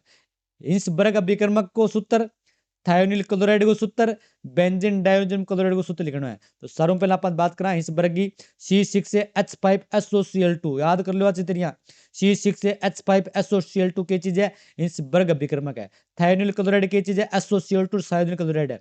बेंजीन डायोजन क्लोराइड की चीज है, C6H5N2Cl है, वो क्या चीज है, बेंजीन डायोनिम क्लोराइड है। बस बेंजीन बेंज हटा गई, बेंजीन हट भी बेंजीन है, दोनों दे कॉम्बिनेशन बना पा, यहाँ भी लास्ट में Cl है, यहाँ अगर SO2 बीच में लगा देगा तो हिंसबर्ग बन जाएगा, NO2 लगा देगा तो बेंजीन डायोजनियम क्लोराइड बन जाएगा। सममित और असममित इत्र क्या है? देखो इत्र को समो यो हुआ है, समझाई बात क्या? अगर यहाँ सेम और यहाँ सेम है तो वो हो जाएगा सममित है, अगर यहाँ अलग है यहाँ अलग है वो हो जाएगा यहाँ मैंने मान लो CH3 लगा दिया, यहाँ भी CH3 वो सममित इत्र हो जाएगा, यहाँ मैंने CH3 लगा दिया, यहाँ कुछ और लगा दिया C2H5 या कुछ, वो हो जाएगा असममित हो जाएगा, समझाई बात क्या? कोई दिक्कत थोड़ी ना है। तो सममित में देखो दोनों जगह इत्र के साथ की चीज है सेम है, इत्र के साथ में क्या चीज यहाँ पर सेम है, यहाँ पर समझाई बात? इथर के साथ हमारे पास यहाँ पर क्या चीज है सेम चीजें यहाँ पर लगी हुई है, तो डाईमेथिल इथर और ये क्या चीज है अलग अलग लगा दी, वो हो जाएगा असममित इथर हो जाएगा। इसी प्रकार फ्रेनोन 12 का आपको क्या करना है सूत्र लगाना है, फ्रेनोन 12 CF2Cl2 डाइक्लोरो डाइफ्लोरो मेथेन हो जाएगा। डीएनए और आरएनए में पाए जाने वाले नाइट्रोजन क्षार, डीएनए में एडेनिन ग्वाइनिन साइटोसिन और थायमिन पाया जाता है, एडेनिन ग्वाइनिन साइटोसिन और थायमिन। बाकी देखो ये चीजें तो सारे डीएनए आरएनए में सेम मिलती है, बस यहाँ दिक्कत है, समझाई बात? यहाँ थोड़ा सा क्या मिलेगा आपको अलग है मिलेगा यहाँ पर, समझाई बात? यहाँ ये आपको अलग मिलेंगे डीएनए थायमिन और ये यूरिसिल हो जाएगा।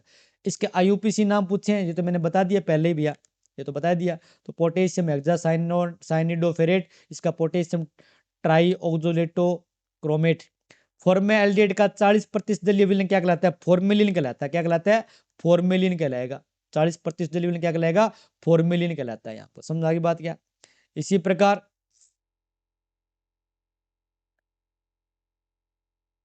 एक मिनट थोड़ा सा कलर रख लेते हैं अपने, नहीं वही ठीक है, ले लेंगे और यहाँ पर हाँ क्या कहलाएगा? गाटरमान अभिक्रिया में उत्प्रेरक के रूप में हम देखेंगे तो कौन काम आता है भैया? कॉपर चूर्ण काम आती है। कौन काम आती है? कॉपर चूर्ण काम आती है, ध्यान रखना।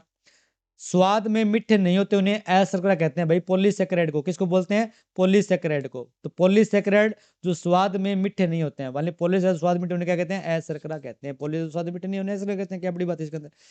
हाँ, जब फिनोल की अभिक्रिया ब्रोमीन जल के साथ कराई जाती है तो मुख्य उत्पाद आपको पता है एक सफेद कलर का व्हाइट कलर का पाउडर बन जाएगा, फिनोल 2,4,6 ट्राई ब्रोमोफिनोल बन जाएगा। क्या बन जाएगा? 2,4,6 ट्राई ब्रोमोफिनोल बन जाएगा। यूं देखो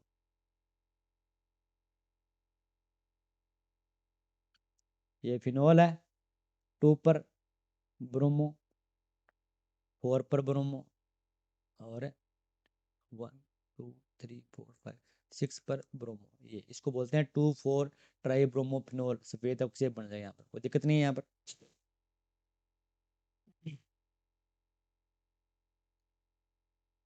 हाँ, वेनिलिन सैलिसिलिक एल्डिहाइड तथा सिनेमैल्डिहाइड किन से प्राप्त होता है? समझाई बात क्या?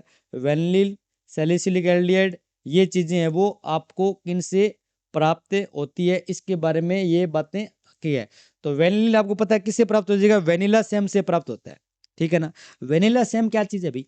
वेनिला सेम एक पौधा ही तो है, यानी प्लांट है, उससे हम क्या करते हैं? वेनिलिन प्राप्त कर सकते हैं। इसी प्रकार अगर मैं बात करूं कि ये मेडा स्वीट के बारे में आपने सुना होगा, यानी अपने जो एल्डिहाइड वाला चैप्टर है उसके अंदर बातें करेंगे। सैलिसिल एल्डिहाइड है, उससे हमें क्या प्राप्त होता है? मेडा मेडा स्वीट से ये हम प्राप्त कर सकते हैं। यहाँ पर समझ आई बात? यहाँ पर क्या हाँ, वेलिनिन वेनिला सेम से अगर मैं बात करूं सैलिसिलिक एल्डिहाइड मेडा स्वीट पौधे से हमें प्राप्त कर सकते हैं यहाँ पर। इसी प्रकार सिनेमैल्डिहाइड, सिनेमल दालचीनी, दालचीनी आपने देखी होगी पंसारी की दुकान में मिलती है, वहां से इसको प्राप्त कर सकते हैं अपने। अब एक चीज मैं यहाँ पर थोड़ा सा भूल गया, मैं आपको ये भूल तो गया, बता दूंगा यहाँ पर इनकी संरचना के बारे में बात करनी है आपको। तो संरचना आपको अच्छी तरीके से याद आनी चाहिए क्योंकि ये एग्जाम में पूछ सकता है। संरचना बनाइए यहाँ पर। वेलिन की देखो पहले क्या करना, सारे क्या चीजें एरोमेटिक कंपाउंड है, बेंजीन ले लेना सबके अंदर। एक मैं आपको याद करने तरीका बता रहा हूँ, बेंजीन ले ली सब में, ये देखो आप बेंजीन ले लेना, 3 है ना, तीनों के लिए बेंजीन ले लेना, तीनों के लिए बेंजीन ले लेना, याद हो जाएंगी, कोई दिक्कत है नहीं है यहाँ पर। हो गया, समझाई बात? अब आपको क्या करना है, पहले वेलिन की बात कर लेते हैं। इसके ऊपर आपको क्या करना है? ओच लगाना है, सॉरी सॉरी ओच नहीं, सीएचओ। क्या करना है? सीएचओ लगाना है। इसके ऊपर क्या करना है आपको? सीएचओ लगाना है। याद करने की ट्रिक बता रखूँ, बताऊँ मैं यहाँ पर। ये लगाना आपको CHO, यहाँ भी क्या कर देना आपको? CHO लगा देना है। ये हम बना रहे हैं वेनिलिन वाला, ये बना रहे हैं अपने सैलिसिल वाला, और ये बना रहे हैं अपने सिनेमा एल्डिहाइड वाला बना रहे हैं। ठीक है, थोड़ा कॉम्बिनेशन बनाओ कि ठीक है ऐसे ऐसे किया था। और यहाँ क्या करना है, सिनेमा एल्डिहाइड में आपको CHO थोड़ा सा इस प्रकार से लगाना है, CHO लगाना है, लेकिन पहले बीच में कुछ चीज़ जोड़ के लगाना है। यूँ सोच लेना कि अच्छा ये जुड़ता नहीं है, तब हमें CHO यहाँ पर लगाएंगे, कुछ चीज़ें जरूरत पड़ेगी। सिनेमा एल्डिहाइड के साथ हम क्या करेंगे, बीच में कुछ चीज़ें लगा कर CHO को जोड़ते हैं। इतनी बात होगी नहीं होगी? ठीक है, अब इनको ये सारा कुछ करा दिया, अब इनमें कुछ नहीं करना है, ये कंप्लीट हो गया। सिनेमेल्डेड क्या हो गया, दालचीनी वाला कंप्लीट हो गया। अब इनमें दो में करना है, समझाई बात क्या? अब पीछे इधर से आना है, तो यहाँ आप क्या करना, ओच लगा देना, ये भी खत्म हो गया यहाँ पर। समझाई बात क्या? इसमें कोई चेंज नहीं किया, इसमें एक जगह चेंज कर दिया, इसमें दो जगह चेंज करना है आपको। समझाई बात क्या? इसमें भी आपको क्या करना, दो जगह, तो यहाँ सामने जगह आपको क्या करना, ओच लगा देना यहाँ पर। समझाई बात? अब एक जगह चेंज हो करना है तो बराबर हो गया, तो यहाँ आपको क्या कर देना है, OCH3 लगा देना है। ये संरचना हो जाएगी आपकी।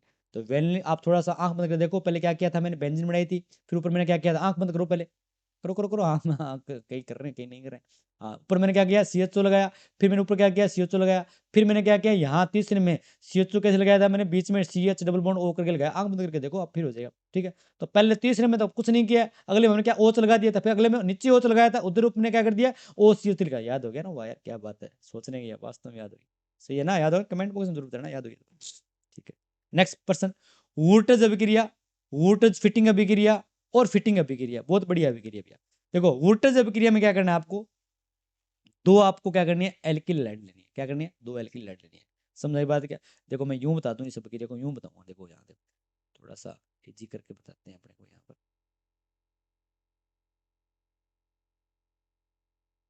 देखो वुर्ट्ज अभिक्रिया में ना आपको क्या करना है, दो एल्किल लेनी है। जैसे मान एल्किल लाइड लेनी है, जैसे मान लो मैं यूं ले लिया CH3 और X ले लिया, प्लस में मैंने ले लिया यहाँ पर दो सोडियम ले लिया, Na ले लिया, प्लस में मैंने यहाँ पर क्या कर लिया, X यूं ले रहा हूँ मैं, ठीक है, उल्टा करके लिख रहा हूँ मैं यहाँ पर, यूं घबराना नहीं है यहाँ पर, ये ले लिया। तो भैया ये दो सोडियम है, ये चले जाएंगे बाहर। देखो यहाँ इसमें ध्यान से देखना है यहाँ पर। ठीक है, अब मैं क्या करूंगा, वोल्टेज फिटिंग अभिक्रिया में क्या करूंगा मैं, CH3 एक तो मैं इस टाइप का ले लूंगा, प्लस में ये लेने दो Na ले लिया, प्लस में एक मैं एल्किल ले लूंगा, बेंजीन वाला ले लूंगा। आपके बारे में क्या ले लूंगा, बेंजीन वाला, एरोमेटिक वाला ले लूंगा यहाँ पर। बस चेंज इतना करना है, ये हो जाएगा वोल्टेज फिटिंग अभिक्रिया। समझ आई बात क्या? ये आपकी क्या हो जाएगी, वोल्टेज फिटिंग अभिक्रिया हो जाएगी। तो इसी प्रकार मैं अगली अभिक्रिया की बात करूंगा मैं, तो वो कौन सी है, फिटिंग अभिक्रिया है।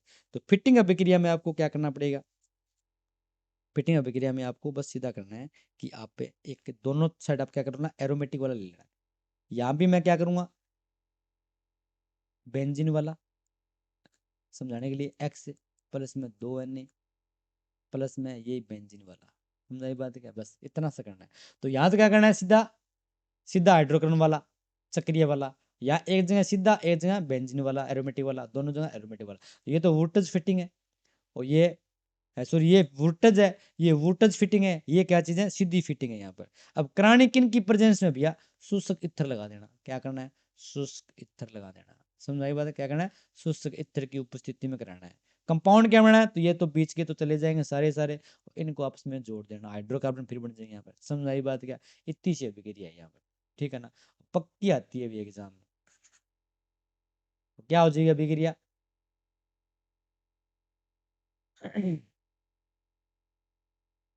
हाँ, तो वोल्टेज अभिक्रिया की बात करते हैं, तो आपको पता चल गया क्या आती है ये। ठीक है, तो 2RX, तो इसमें सूचक इत्र लगा दिया, ये RR बन गया यहाँ पर। वोल्टेज फिटिंग के अंदर ये समझाई बात, एक इधर मैंने एल्किल लाइड ले लिया यहाँ पर, और बीच में सोडियम सूचक इत्र, ये कंपाउंड बन जाएगा।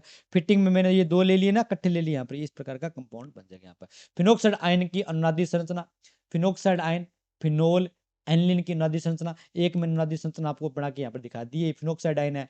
ठीक है, तो ये भैया लोन पे इधर आएंगे, ये बॉन्ड के इलेक्ट्रॉन इधर आ जाएंगे, और फिर ये वाले इधर चले जाएंगे, फिर ठीक है इधर आएंगे तो यहाँ लोन पे आ जाएगा, यानी माइनस आ जाएगा चार्ज, फिर ये अगले इलेक्ट्रॉन इधर जाएंगे, फिर ये इधर आ जाएंगे यहाँ पर। समझ आई बात क्या?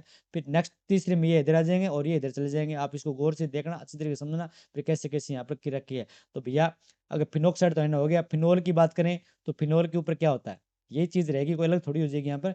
फिनोल के ऊपर क्या होता है, O और H होता है, इस पर भी क्या होते हैं, लोन पेयर होते हैं। बस इधर ही लोन पेयर है, वो वही काम इधर होगा, ये वाला इधर चले जाएंगे। अगर मैं एनिलीन की बात करूँ मैं, तो मैंने एक ही संरचना बनाई है और चीज़ें सेम टू सेम रहनी है। एनिलीन की बात करूँ मैं, बेंजीन के ऊपर क्या लग जाएगा, NH 2 लग जाए, इस पर क्या होता है लोन पे, लोन पे इधर रहेगा, ये चीज सेम डिट्टो रहने वाली है। बस समझ आ गई बात यहाँ पर, इस प्रकार से ये संरचना हो जाएगी यहाँ पर, ठीक है। हाँ, जब फिनोल की अभिक्रिया सांद्र नाइट्रिक अम्ल के साथ कराई जाती है, यानी HNO3 के साथ कराई जाती है, तो आपको पता है क्या बन जाएगा यहाँ पर, ये बन जाएगा पिक्रिक अम्ल बन जाएगा। क्या बन जाएगा, पिक्रिक अम्ल यहाँ पर बन जाएगा। समझाई बात। तो फिनोल की अभिक्रिया HNO3 के साथ कराते हैं तो 2,4 ट्राई नाइट्रो फिनोल बन जाएगा। बस पहले हमने क्या करा, ब्रोमाइड नहीं बनाया था क्या, सफेद अवक्षेप है, और पिक्रिक अम्ल क्या चीज है, अश्रु गैस है। यहाँ पर ये OH आ गया, यहाँ क्या आ जाएगा NO2 आ जाएगा, यहाँ भी क्या आ जाएगा NO2 आ जाएगा, यहाँ भी क्या आ जाएगा NO2 आ जाएगा। ये पिक्रिक अम्ल है, HNO3 के साथ अभिक्रिया कराएंगे, पिक्रिक आंसू गैस के रूप में इसको काम लेते हैं, टीयर गैस भी इसको बोलते हैं। नेक्स्ट क्वेश्चन, गैसीय अमोनिया का तप्त प्लेटिनम पर 0.कोटि पहले हो गया। अंतर संक्रमण तत्व, यानी अंत एक तो होता है संक्रमण तत्व, संक्रमण तत्व होता है वो क्या होता है, यानी डी ब्लॉक वाले हो जाते, ठीक है। ये अंतर संक्रमण तत्व पूछ रहे हैं यहाँ पर, तो वो हो गया सेरियम। एफ ब्लॉक के तत्व पूछ रहे हैं। सर्वाधिक pKa मान वाला यौगिक है।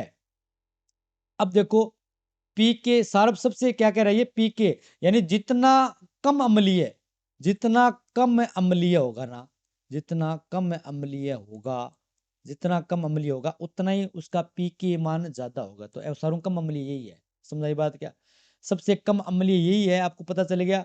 अब अम्लीय और आपको कैसे पता लगाना है, यानी हमें पता है कि सी डबल बॉन्ड ऊपर O है, उधर क्या चीज है OH है, ये बॉन्ड टूटेगा H जाएगा, इधर जो ग्रुप जुड़े हैं, ठीक है ना, उधर जो कौन से ग्रुप जुड़े हैं, अगर इधर मान लेते हैं कि मैं कह दूं इलेक्ट्रॉन पुल करने वाले, खींचने वाले हैं, इलेक्ट्रॉन खींचने वाले हैं, तो इलेक्ट्रॉन खींचने वाले हैं ना, तो भैया सीधी सी बात यही है कि अम्लीय ज्यादा होगा। क्या होगा, इलेक्ट्रॉन खींचने वाले हैं तो क्या अम्लीय कम होगा, इलेक्ट्रॉन अगर खींचने वाले हैं, समझाई बात क्या, इलेक्ट्रॉन है खींचने वाले होंगे तो वो क्या हो जाएगा, अम्लीय कम होगा। अगर इलेक्ट्रॉन फेंकने वाले, अगर क्या चीज है इलेक्ट्रॉन फेंकने वाले ग्रुप जुड़े हुए हैं, तो उनकी जो नेचर हम देखेंगे तो वो क्या हो जाएगी यहाँ पर, ज्यादा हो जाएगी। यहाँ पर समझाई बात क्या, क्या कोई दिक्कत है यहाँ पर, कोई इलेक्ट्रॉन फेंक रहा है, ठीक है ना, तो अम्लता का क्रम हमें देखना है ना, इलेक्ट्रॉन कोई फेंक रहा है, तो इलेक्ट्रॉन फेंक रहा है तो क्या करेगा, इलेक्ट्रॉन, नहीं नहीं नहीं, इलेक्ट्रॉन खींचने वाले हैं, इलेक्ट्रॉन को खींचेगा, इलेक्ट्रॉन क्या करेगा खींचेगा, तो खींचने वाले वो क्या करेगा, इलेक्ट्रॉन खींचेगा तो यहाँ पर क्या प्लस ज्यादा आएगा, तो ये H प्लस आसानी से जाएगा नहीं जाएगा, तो इलेक्ट्रॉन खींचने वाले हैं तो अम्लीय ज्यादा, ये नहीं लिखा है मैंने यहाँ पर, पुल करने खींचने वाले इलेक्ट्रॉन है तो वो अम्लीय क्या हो जाएगा ज्यादा। इलेक्ट्रॉन फेंकने वाले ग्रुप जुड़े हैं, यानी इलेक्ट्रॉन इसके यहाँ फेंक रहे हैं, देखो मैं यहाँ बता रहा हूँ कि CH3 है तो वो इलेक्ट्रॉन फेंकेगा, ठीक है ना, इलेक्ट्रॉन कार्बन की तरफ फेंकेगा, तो इलेक्ट्रॉन फेंकने वाले हैं तो अम्लीय कम, और इलेक्ट्रॉन खींचने वाले हैं, इलेक्ट्रॉन क्या चीज है खींचने वाले, वो क्या हो जाए अम्लीय ज्यादा। तो अब आपको पता है कि ये सबसे ज्यादा अम्लीय है, तो पीके का मान इसका सबसे कम होगा, पीके का मान क्या होगा सबसे कम, इसमें इलेक्ट्रॉन फेंकने वाला ग्रुप जुड़ा हुआ है, इसका मतलब ये अम्लीय सारू कम है, सारू से कम है तो पीके का मान ज्यादा, यानी पीके मान और अम्लीय एक दूसरे के उल्टे होंगे यहाँ पर। समझाई बात। निम्न यौगिकों की अम्लता का क्रम लगाना है, तो भैया सारू आ गया ये हो जो, ठीक है ना, इसके बाद में ये आ जाएगा, इसके बाद में ये आ जाएगा, क्योंकि यहाँ फेंकने वाला ग्रुप है, यहाँ खींचने वाले, यहाँ 3 खींचने वाले, यहाँ खींचने वाले 3 है पर ज्यादा खींचने वाले हैं, एफ का ज्यादा खींचा होता है, इसलिए अम्लीय ज्यादा। पीके का मान लिखे तो उल्टा हो जाएगा, पीके का मान सबसे ज्यादा ये हो जाएगा, क्योंकि ये सबसे ज्यादा अम्लीय है तो पीके का मान सबसे कम हो गया, ठीक है। लुकास अभिकर्मक का सूत्र आपसे पूछा गया है कि लुकास अभिकर्मक क्या है, निर्जल ZnCl2 और HCl लुकास अभिकर्मक है। निम्न को क्षारीय समर्थता के बढ़ते क्रम लिखना है भैया, यहाँ पर समझ बात क्या है तो ध्यान से करना है आपको। C6H5 ये सबसे पीछे आ जाएगा, यानी सबसे ज्यादा ये एमीन है क्षारीय है, उससे कम क्षारीय ये वाला हो जाएगा, इससे कम क्षारीय ये वाला हो जाएगा, इससे कम क्षारीय ये वाला हो जाएगा। समझाई बात क्या। जलीय विलयन में मेथिल प्रतिस्थापित, जलीय विलयन बोलियो है, समझाई बात क्या। जलीय विलयन के अंदर मेथिल प्रतिस्थापित एमिनो का क्षारीय प्रबलता का क्रम आपसे पूछे तो पहला उत्तर आ जाएगा जलीय विलयन के अंदर। जलीय विलयन में अगर गैसीय में देखा नहीं, ये गैसीय अवस्था में देखें तो आपको ये उत्तर कर देना है, गैसीय अवस्था में आपको ये उत्तर ध्यान से देखना, ये गैसीय अवस्था में आ जाएगा। जलीय विलयन पूछे तो ये आ जाएगा CH3 इथराइस N CH3, ये वाला, sorry sorry sorry sorry sorry, mistake mistake mistake हो गई भाई, ये वाला सीधा क्रम हो जाएगा, ये वाला नहीं है क्या, ये गैस अवस्था में आ जाएगा। आपको पूछ लेना कि गैसीय अवस्था में मेथिल प्रतिस्थापी अमीनों के क्षारीय प्रबलता क्रम लिखो, तो आपको ये कर देना है। जलीय के अंदर आपको ये करना ही करना है, ये जलीय के अंदर है और ये गैसीय अवस्था के अंदर। नेक्स्ट क्वेश्चन, जलीय विलयन में निम्न अमीनों की क्षारीयता प्रबलता का आपको क्रम बनाना है। समझाई बात क्या? तो पहले मैं आपको ये बता दूं कि गैसीय अवस्था में देखें ना, इनका सबका गैसीय अवस्था में देखें तो सबसे पहले टर्सरी लगा देना है। समझे? तो ये तो सीधा अगर यूं कर देना, ये तो हो जाएगा गैसीय अवस्था में हो जाएगा। ठीक है, ये किस में हो जाएगा? गैसीय रूप में हो जाएगा। अब ये पूछा जलीय विलयन ने पूछा ना, तो जलीय विलयन ने पूछा तो आप टू वाला आगे ले आना, ये वाला। समझ आ गई नहीं बात? ये आगे ले आना, फिर आप ये कर देना, उसके बाद में आप ये कर देना, लास्ट में ये कर देना, यानी इस प्रकार से कर देना। ठीक है, दोनों में मैथिल वाले उसमें अलग अलग रट्टा मारना है, इसका ध्यान से, बहुत बार पूछता है एग्जाम में। हाँ, इस वाले क्वेश्चन को पहले वाले क्वेश्चन को अच्छी तरीके से करना है। पहले वाला क्वेश्चन कौन सा? ये वाला। यहाँ पे ये नहीं कराया था मैंने, क्या ये ध्यान में से याद कर लेना आप। ठीक है, तो अब ये आ गया C2H5 NS, फिर C2H5 इथर N, फिर ये आ जाएगा, फिर ये आ जाएगा। पर गैस से अवस्था में सीधा सीधा कर देना है। टर्सरी एमीन आ गए, फिर सेकेंडरी एमीन, फिर प्राथमिक एमीन, फिर अमोनिया हो जाएगा। रेडियो एक्टिव विघटन की जो अभिक्रिया वो हमेशा प्रथम कोटि की अभिक्रिया है। रेडियो विघटन में एक ही तो अभिकारक होगा, एक पर डिपेंड कर रही है, वो प्रथम कोटि की अभिक्रिया हो जाएगी। कार्बोनिल समूह, कार्बोनिल समूह कैसा होता है अभी? C double bond O single bond होता है। तो 3 सिग्मा बॉन्ड है, 1 2 3 है, तो sp2 संकरण हो जाएगा। ट्राईमेथिल एमीन में नाइट्रोजन का संकरण पूछा है, नाइट्रोजन पूछे, ट्राईमेथिल एमीन है ना, यहाँ CH3 जुड़ गया, यहाँ जो भी जोड़ दिया। अब यहाँ एक लोन पेयर है, अब इसका ये क्या चीज, कार्बनिक यौगिक थोड़ी ना है यहाँ पर, तो इसका क्या करना है, हमें क्या करना है, संकरण हमें निकालना है इसका। तो इसका जो संकलन है sp3 आ जाएगा, क्योंकि आप इसमें टोटल इलेक्ट्रॉन गिन लो भैया। समझाई बात क्या है? टोटल इलेक्ट्रॉन गिन लेंगे यहाँ पर है, इलेक्ट्रॉन गिन के हम निकाल देंगे यहाँ पर। समझाई बात यहाँ पर? तो अब टोटल इलेक्ट्रॉन कितने, नाइट्रोजन में अंतिम कोष में इलेक्ट्रॉन कितने होते हैं? 5, 5, और प्लस में मोनोवलेंट कितने हैं? 1 2 3, 5 3 8, 8/2, तो 4 उत्तर आया, तो sp3 हो जाएगा। क्या हो जाएगा इसका? sp3 हो जाएगा। यहाँ पर फिर भी ये चीजें समझ में नहीं है ना, तो आप पूछ लेना कि सर ट्राई ये वाला ट्राई मेथिल वाला, इसको एक्सप्लेन करूंगा, एक्सप्लेन कर दूंगा यहाँ पर। ठीक है, next question, vinyl halide, benzylic halide, allylic halide और हेलोजन परमाणु से जुड़े कार्बन की बातें की है। पहले वाइनिल है, वाइनिलिक एलाइड की बात कर लेते हैं। यानी इस प्रकार का जो फॉर्मूला नहीं है ना, ये वाइनिलिक एलाइड है। तो यानी ये जो कार्बन है वो कौन सा कार्बन है? sp2 कार्बन डबल बॉन्ड के साथ जुड़ा हुआ अगर कोई कार्बन, वो क्या होता है? वाइनिलिक कार्बन कहलाता है। और उसके साथ जुड़ा जो भी वो क्या है? तो हेलोजन परमाणु सीधे कार्बन कार्बन द्विबंध sp2 संकलित कार्बन परमाणु से जुड़ा हो, तो इसे क्या कहते हैं?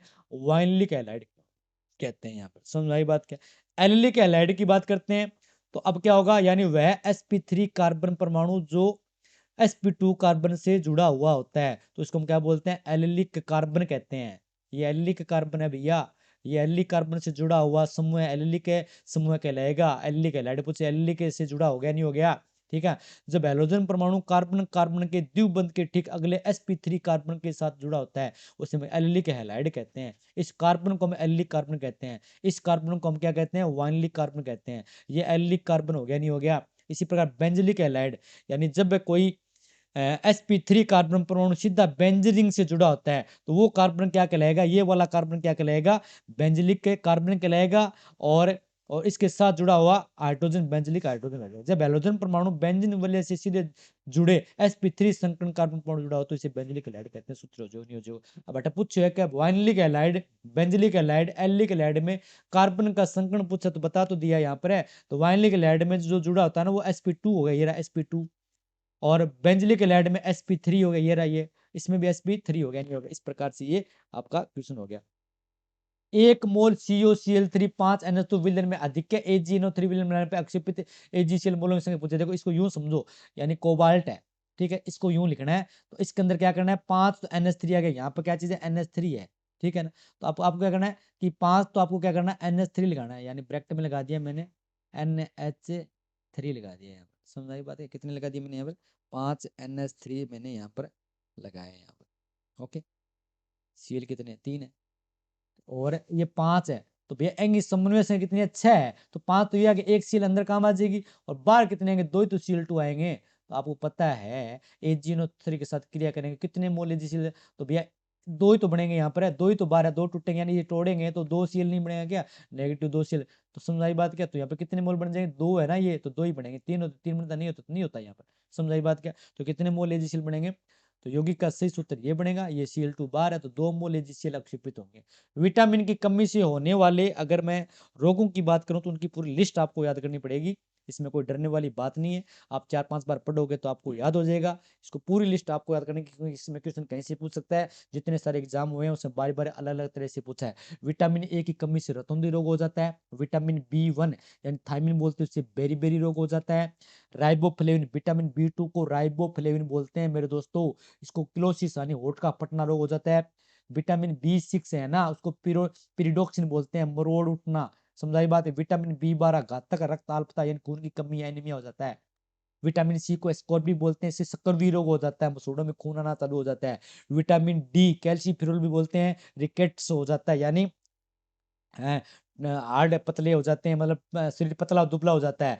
विटामिन ई मांसपेशियों की कमजोरी यानी प्रजनन क्षमता क्षमता में कमी आती है। विटामिन के रक्त का थक्का जमने में आपको दिक्कत हो जाती है। समझा ये बात क्या? इस प्रकार से आपके ये गारंटी के साथ कह रहा हूं मैं, ये 25 से 30 नंबर आपको देके जाएंगे। इसको जो बच्चा डर रहा है केमिस्ट्री के अंदर, उसको बार बार देखें वीडियो को, अच्छी तरीके से इस वीडियो को समझें और अच्छी तरीके से याद करो, रट्टा मार लो। समझ आई बात क्या? तो आज ये हमारे क्वेश्चन कंप्लीट हो चुके हैं और मैंने बहुत अच्छे से कराए। फिर भी आपको कोई दिक्कत आ रहा है तो चाहिए आपको एक बार इनको याद कर लो। अगर आपको ज़्यादा समझना एग्जाम में बाद में कर लेना, लेकिन आपको नंबर आने चाहिए, हमारी उम्मीद यही है और यही मेरी सोच है। समझ आ गई बात? धन्यवाद।